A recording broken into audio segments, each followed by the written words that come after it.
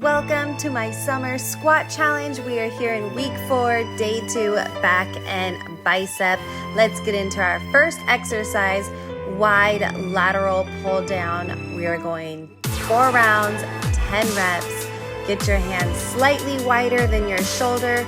Big chest, drop those shoulders down and squeeze your elbows right behind your rib cage. This is just 10 reps, so I want the weight to be challenging while eliminating the swing in your torso. Really squeeze those elbows to target your lats. Right when you hit 10 reps, we're going to flip those hands and we're going narrow pull downs. 4 rounds, 10 reps.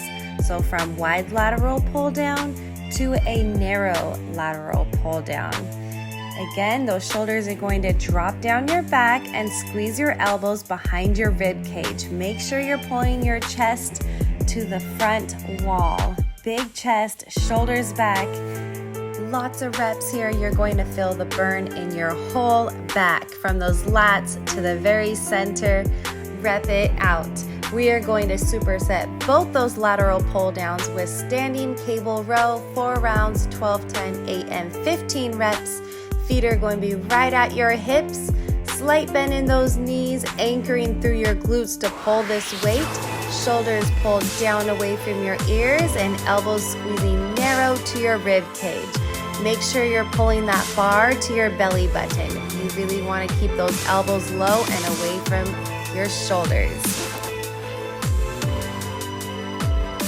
Let's get into that second superset. Smith bent over row.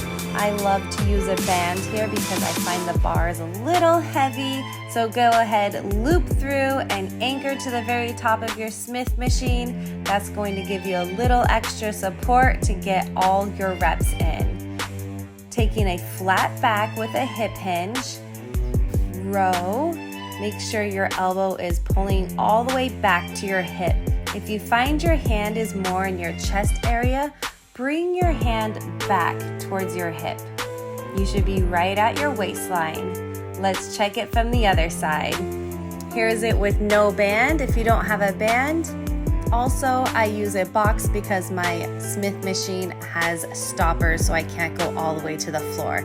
Again, flat back, shoulders pulled down, and adjust your hands so you're pulling more towards your hip, making sure your shoulder is not going to be shoved up into your neck. Keep the weight pulling right to your lat. You should feel this half your back at one time. Lock in that belly button and flatten out your back.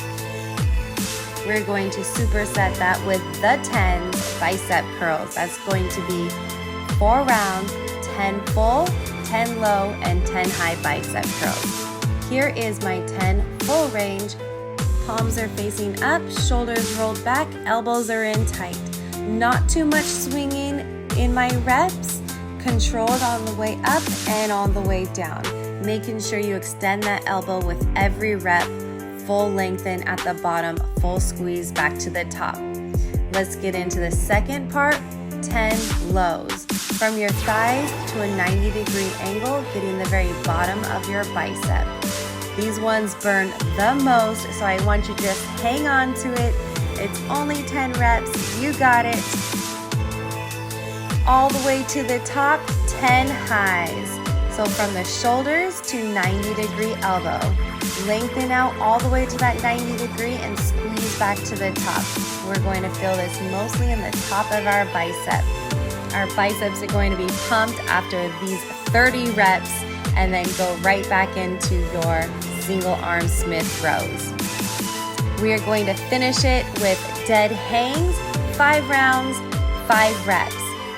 Get to your pull-up bar with an overhand grip, hands slightly wider than your shoulders. We are going to hang as long as we can. I want you to think about lifting your chest up and squeezing your shoulders down. Here's an example there. You want to have those shoulders engaged, abs locked in, and hang on as long as you can. This will build our pull-up. Comment down below if you're able to feel your lats in your Smith single arm row. And don't forget to like, screenshot, and save this video.